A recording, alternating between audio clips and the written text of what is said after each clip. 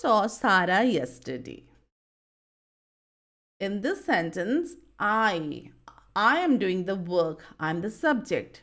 And I saw Sarah. Sarah is the object.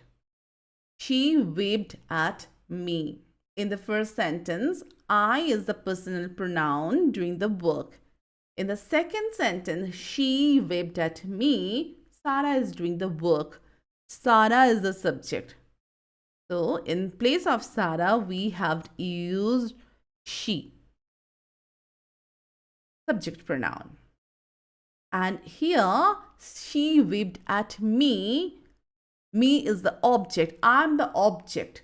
So, in place of I, we have used me. Object pronoun.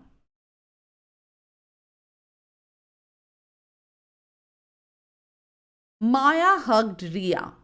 Who is doing the work? Maya. Maya is the subject. Ria is object. Clear? If we have to change Maya, we have to use a pronoun for Maya. What we have to use? A subject pronoun. She hugged Ria. And as Ria is the object, if we want to change, use a pronoun in place of Ria, we have to use object pronoun her. Maya hugged her.